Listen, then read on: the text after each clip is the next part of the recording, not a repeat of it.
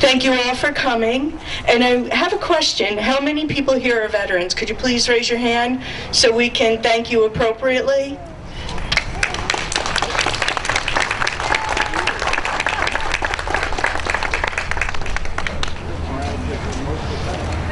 Thank you. Now I'm going to ask the honor guard to troop the colors, please.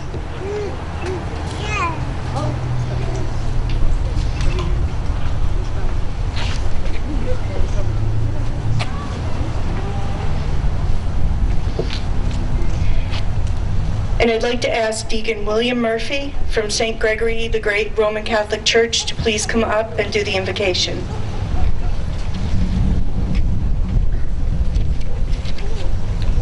Let us bow our heads. Creator Lord, we gather this Sunday in your presence at this walk of honor. We give thanks for all those who have served our nation over the years, in wartime and peacetime, in times of peril and in times of relative stability. We thank them for their commitment to country and for their duty, honor, and courage. In a most special way, remember all those who made the ultimate sacrifice to preserve the freedom we enjoy. We pray for all those who mourn the loss of loved ones and for all those who still carry the scars of service. We ask your blessings on all who serve at this very moment in faraway, dangerous, and hostile places. Keep them safe. Finally, we ask your blessings on all those whose names are inscribed on this walk of honor.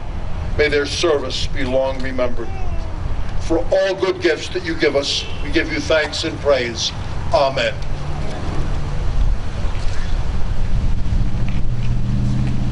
Thank you, Deacon Murphy. Now I would like to ask the Boy Scouts and the Girl Scouts to please say the Pledge of Allegiance.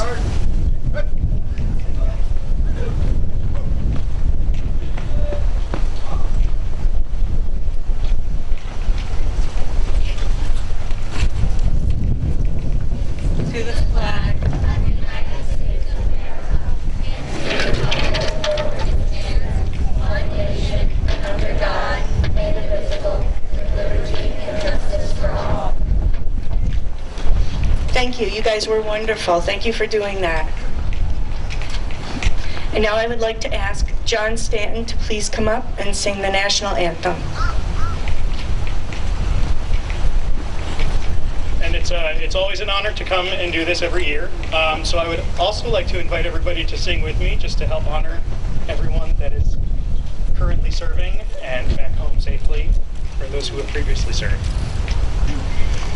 Oh, say, can you see by the dawn's early light what so proudly we've hailed at the twilight's last gleaming, whose broad stripes and bright stars through the perilous fight o'er the ramparts we watched were so gallantly streaming, and the rocket's red glare, the bombs bursting in air, gave proof through the night that our flag was still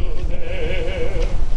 Oh, say, does that star-spangled banner yet wave o'er the land of the free and the home of the brave?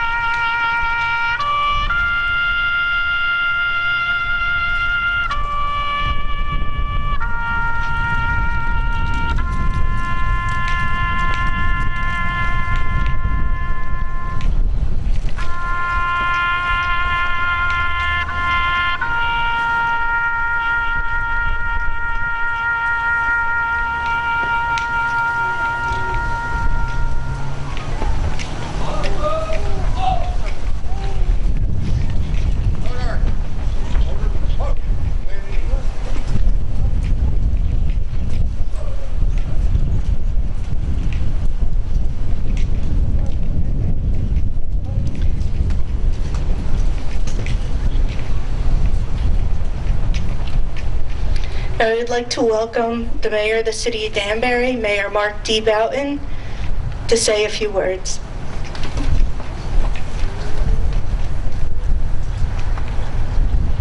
Thank you very much, Mary. It's my pleasure to be here this afternoon as we take a moment, both this month and next month, to recognize our heroes, those people who have gave their all for our great country in a variety of different ways, in a variety of different capacities. I think it's right and proper that we recognize Mary and Lee Teicholz for all of the work they've done over this last 6 years or so to pull all this together. I think they've done a phenomenal job with the Walk of Honor and the walkway that you'll pass as you head out onto your walk this morning. So if we could give them a round of applause and a hearty thank you, I think it's certainly appropriate. Of course, I would be remiss if I didn't mention Bill Teicholz, our favorite veteran as well, for all of his hard work and for everything he's done for the betterment of our country. But this truly is an important moment. It's a moment to recognize John Buzz Hogan, United States Marine Corps, who was the honoree this year, as well as all of our veterans that are here today and all of the veterans that are out there in the great city of Danbury. I don't think we can say enough times thank you. I don't know if there's the right way or wrong way that we can memorialize them, but I know that every single time that we've come together to say thanks to those people who, as Lincoln said, gave their last full measure of devotion, and those people who are walk amongst us today that spent time in some faraway place defending our right to peaceably assemble and our right to speak our minds as we see fit. I think it's an important thing for us to do. So this afternoon, I want to congratulate everybody involved. I want to thank our scouts, our Council of Veterans, our police honor guard, as well as Danbury High School ROTC and Explorers and anybody else that might be here for making this truly community event come together. And of course, once again, thank you, Mary Teicholz, for having the vision to put this program and this project together. May God bless you, and may God bless our great country.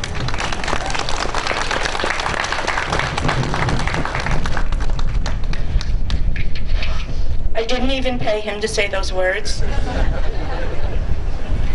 And now I would like to welcome our special guest speaker today, Major Marco Bongianni from the 411th Civil Affairs Battalion.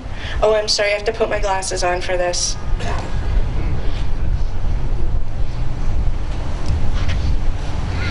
Major Bongianni received his commission in 2001 through the ROTC program at Cornell University, where he also obtained a Bachelor of Science degree in Business Administration. He is also a graduate of Fordham University with a Master's of Science in Education.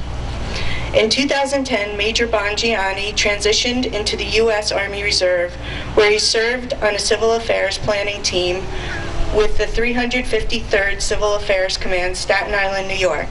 Major Bongianni subsequently moved to the 411th Civil Affairs Battalion, Danbury, Connecticut, where he served first as company commander and currently as the battalion executive officer. Major Bongianni has deployed twice in support of Operation Iraqi Freedom and once in support of Combined Joint Task Force Horn of Africa. Some of his awards and decorations include the Bronze Star Medal, Meritorious Service Medal, Army Commendation Medal, Army Achievement Medal, and the President Unit Citation. Major Bongianni is a native of the New York City and a New York State license-eligible mental health counselor in his civilian career. Please, Danbury, join me in welcoming Major Bongianni.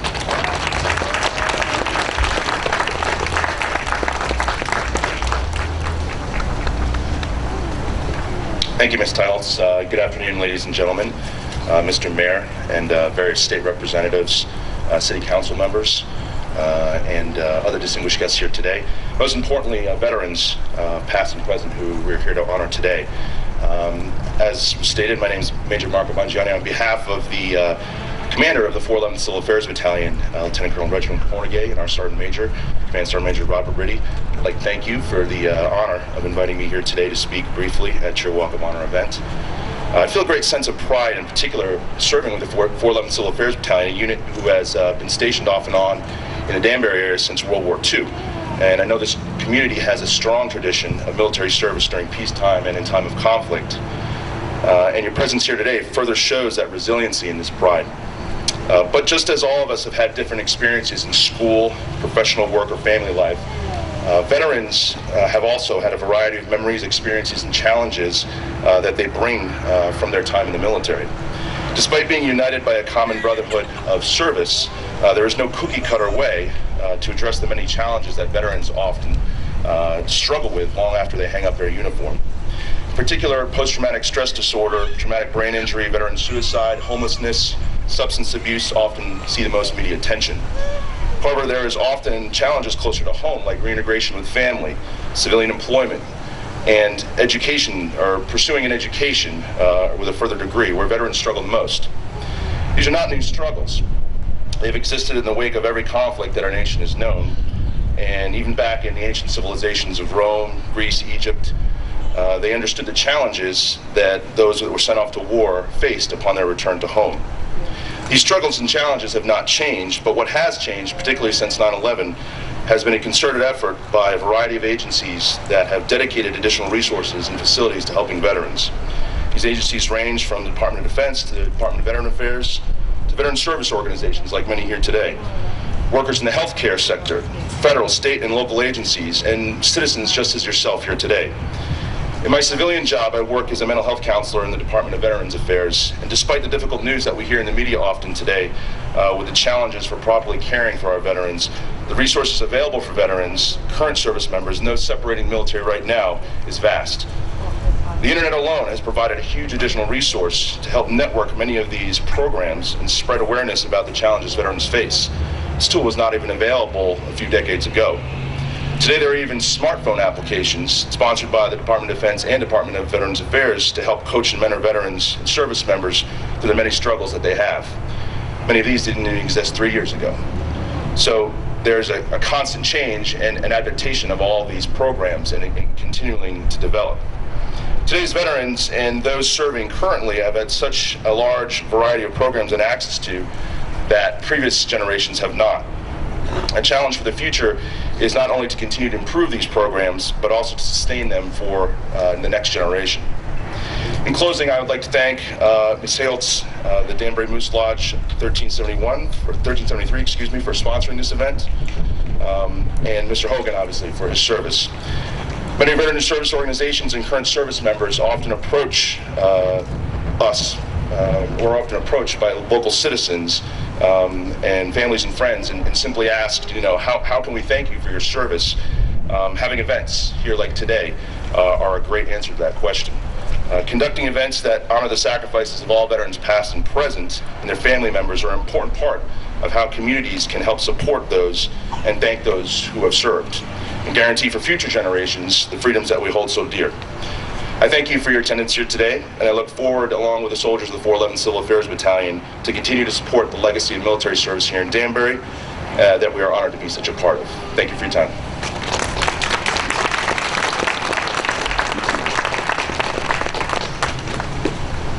Thank you, Major.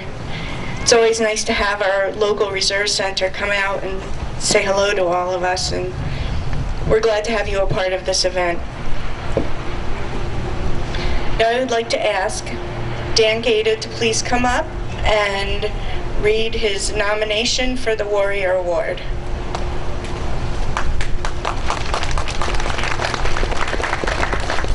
Good afternoon. This year's Warrior Award recipient enlisted in the United States Marine Corps on May 7th, 1968, and was deployed in support of U.S. military operations in the Republic of Vietnam, where he served as an 0341 Mortarman. He was wounded in action, not once, but on 2 separate occasions, and awarded the Purple Heart in 1968 and again in 1969. In addition to his 2 Purple Hearts, he has also earned the National Defense Service Medal, Navy Marine Corps Medal, Connecticut Wartime Service Medal, the Vietnam Service Medal with 1 star, the Vietnam Campaign Medal with device, the Good Conduct Medal, the Southwest Asia Service Medal, Distinguished Service Medal, the Republic of Vietnam Meritorious Unit Citation, a Presidential Unit Citation, Combat Action Ribbon, a Letter of Commendation, and the Vietnam Cross of Gallantry. 6 years ago, following a diagnosis of cancer due to exposure to Agent Orange while in the combat theater in Vietnam, he was given only 6 months to live. Well, 6 years later, he still fights his cancer while simultaneously starting a scholarship fund, which awarded its first 2 scholarship grants in June 2014 to 2 Bethel High School graduating seniors that are the grandchildren of combat veterans. His service and sacrifice and continued dedication and generosity to our next generation through his scholarship fund, despite his cancer diagnosis, reflect great credit upon himself and is in keeping with the highest standards of the Department of Defense and the proud traditions of our United States Marine Corps. He is truly a warrior now, as he was in Vietnam. It is my distinguished honor to present this year's Warrior Award to United States Marine Lance Corporal John Buzz Hogan.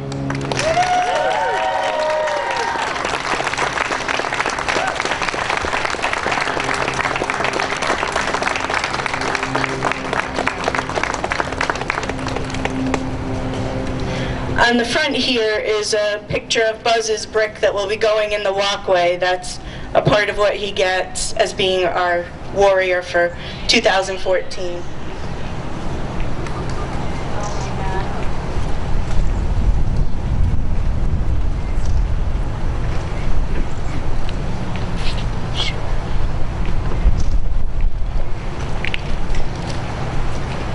Please welcome John Buzz Hogan.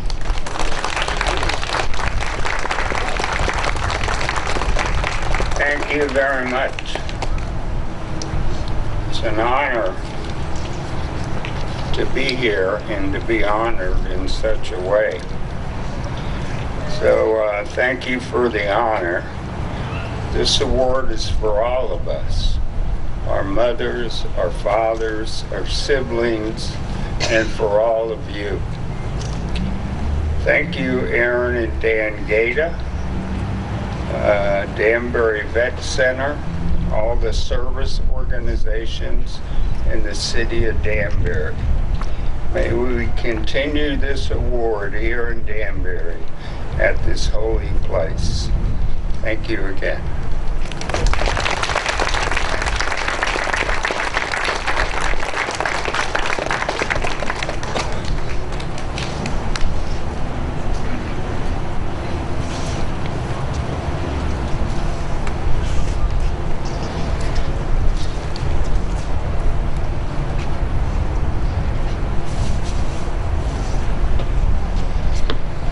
Now I would like to welcome Lee Teicholz, my husband. He would like to say a few words because a few more bricks went into the walkway recently, and this is also a dedication of those bricks. Lee.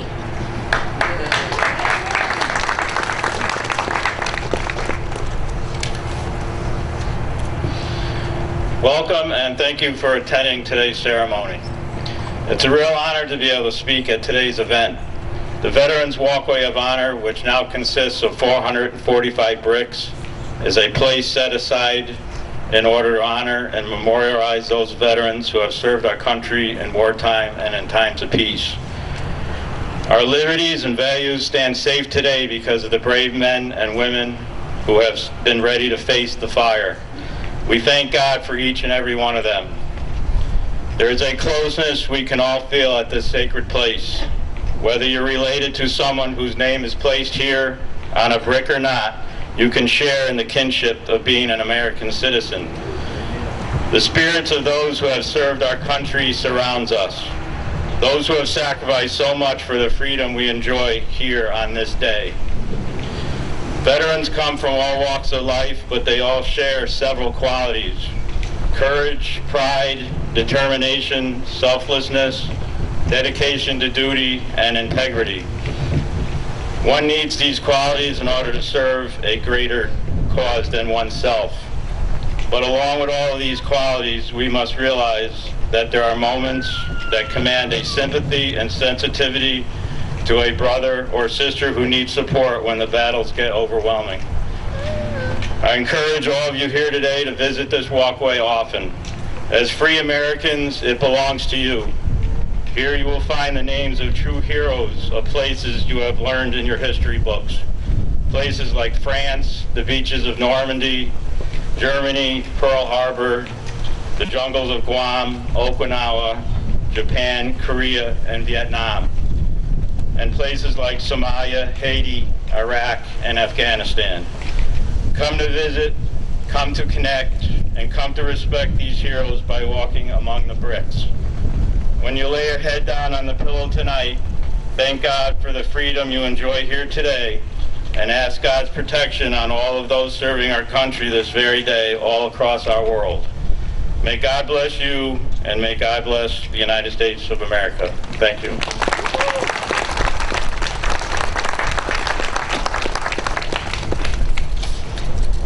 A part of the Veterans Walkway is also the War Memorial gives donations to local organizations. So I'd like to ask Dan Hayes to please come up with me. And this year, the two places that will be getting donations from the Danbury War Memorial will be the John Buzz Hogan Scholarship. So there will be a donation to the scholarship, John. And also a donation to Operation Vet Fit. Please come up, Dan Gator.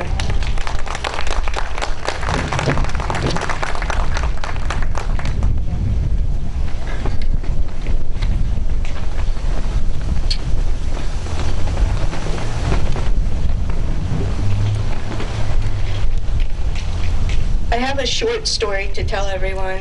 I've told it in the past, but never in this kind of place.